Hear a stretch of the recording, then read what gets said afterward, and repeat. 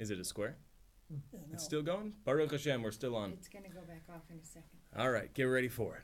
There's always stumbling blocks in the road. We'll make through. So, we're talking about the higher level love, Ahava Rabbah. The great love, this higher level love, is a love in the manner of a gift. I think I put an alarm on there to remind me to turn off the... Anyways, Baruch Hashem. For Tuesday? Yeah, to make sure the Do Not Disturb is on and everything. But it disturbed us anyway, so Baruch Hashem.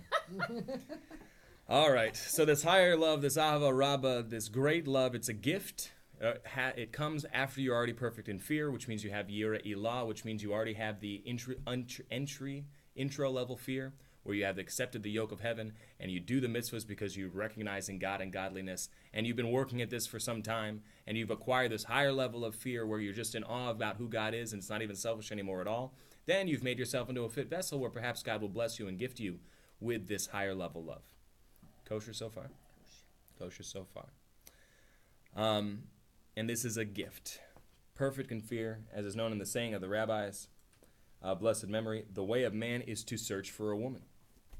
So it's interesting, the way I heard it explained, I believe it was Rabbi Gordon. He had said that, these complicated New Age issues, who should pay for the date, right? Who should call first after the date? This is, very important modern day issues, right? They never dealt with this, our ancestors, right? So here in the Talmud, many, many years ago, the sages have said the way of man is to pursue woman, right? The woman should make a sign that says that she's interested in being pursued, and then the man should go and he should pursue. He should pay for the date, he should make the call, etc., etc. This is the way of the world. Again, looking at who God is and God's pattern, this is how we decide halacha. So you have two sides. Remember your Sephardic tree. There's, I'll do it on your perspective, the right side, which is chesed, and the left side, which is gevura. So the right side typically, excuse me, I got something in my eye. The right side typically, the chesed side, is masculine energy, giving forth, right? Whereas the left side, the gevura type energy, is the feminine energy, receiving, taking in and developing that which has been given, right? And you see this in all different areas of life, right? This is the man-woman diversity. This is the paradox. So if we're saying that this higher love, this love, and we're going to see this at the end of this sequence of this marathon of love and fear, that there's this fiery love, this higher passionate love. This is a love that's compared to gold. Gold is compared to fire. Fire, again, this is all left column energy, right? Right column energy, chesed energy, is water. It gives, it gives, it gives. Left column energy, gevura, is all fire. It brings up, it burns up, it's fiery, it's hot, it's red, right? So if we have that kind of dichotomy, the idea is the way of man is to search for a woman. Love is called masculine because the chesed energy is masculine. It's on the right side. And feminine energy, again, is on the left side. So the way of man is to search for a woman. Let's read on. For the love is called man, or male, as is written. And he has remembered his loving kindness, while a woman symbolizes fear of God, as is known. Because women are more spiritual by their very birth. Men have to be reminded to be in fear of God. And it's interesting, too, because it says the proof verse here is, he has remembered his loving kindness. You know how you say male in Hebrew? Zachar. Zachar is male. Do you know how to say remember in Hebrew? Zachar. We say it 6 times every day in the morning. Zachar. Zachor. Zachar, right? It's the same word. Because a man has to remember God. A woman, she knows, right? She already knows.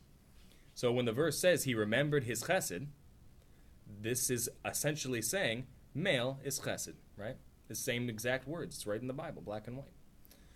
So without the prerequisite of fear, of gevura, of this left column energy, this higher level fear, it's going to be impossible to attain this ahava rabbah, this great love, which again is from the right column. For this love originates from the realm of Atzilut, where there is no sundering or separateness, God forbid, chas v'sholem. So we've described the lower fear, the higher fear, and the higher love. Can we take a moment on that? Lower fear. What is it? How do you get it?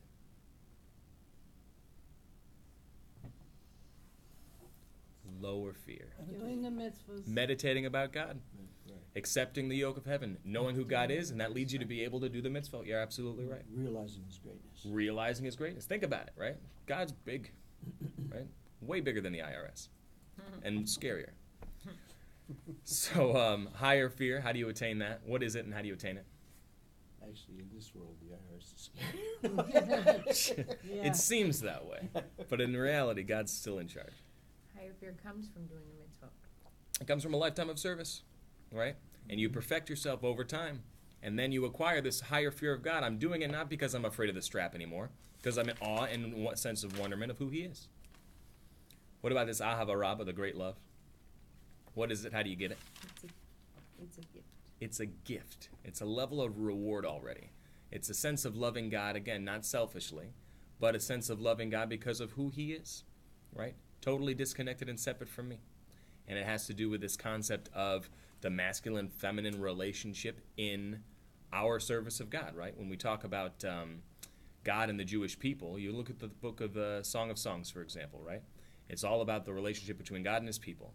It's a lover's story. Who's the male in Song of Songs and who's the female? Solomon. He represents God. The masculine Right. figure in Song of Songs is God. The feminine figure is the Jewish people, is Israel, right? The olive tree. So also when it says the way of man is to pursue woman, so also we live this life of doing mitzvahs. This is what the Kabbalah calls a Mayin Nukvin, the feminine waters. We live this life sending messages to God. Hey, God, I'm available. Please bless me, right? Please chase after me and overcome me with your blessings. I could use a lot more blessings. I need wisdom. I need money. I need parnasa. I need nachas, right? All this stuff. And we do all the mitzvahs. We live this life. And God says, of course, I'm going to have to pursue you. I'm going to have to bless you with this great love. It's a method of reward even before you've earned your reward yet, which is pretty awesome. So that's the Ahava Rabbah. Now we're going to talk about the Ahavat Olam, the lower level of love. And as we saw with the lower level of fear, this is going to be more selfishly oriented, right? More basically oriented and something that you could acquire by yourself through meditation, just like the lower fear. Let's read on. Ahavat Olam, and Ahavat Olam here means love of the world or eternal love, right? We know the word Olam means universe, it means eternity, it means forever. This Ahavat Olam, however, is that which comes from the understanding and knowledge of the greatness of God, the Ein Sof, the Infinite One, Yisbarach, blessed be He, who fills all worlds and encompasses all worlds, and before whom everything is accounted as nothing at all. Like the nullity of one utterance within the intelligent soul, while it still remains in its thought or it's in its desire of the heart, as it's been explained earlier. Again, a reference to Proverbs 31, and okay, that note is pretty good there, but I'll let you read that by yourselves. So, let's see here. 16. So, as a result of such contemplation, just like Yira Tata, just like the lower level of fear, when you think about God and His greatness, now I'm not thinking, oh, okay, He's so big, I better stay in line, I better keep the charge, I better keep the faith here. But I'm thinking about how big He is, and I'm thinking, okay, I'm a smart guy, right? I recognize all the good things in the world come from God. I'm going to get on God's good side, so He gives me good stuff, right? This is pretty smart. This is the lower level of love. And it's an appropriate service. If more people serve God that way, the world will be a shinier place, right? It's not the end-all, be-all. But it would be nice if we could get there, right? For as a result of such contemplation, you think about God's greatness, how He fills all worlds, and everything is as nothing before Him. His soul, the thinker's soul, the contemplator, the meditator's soul, will be divested of its garment.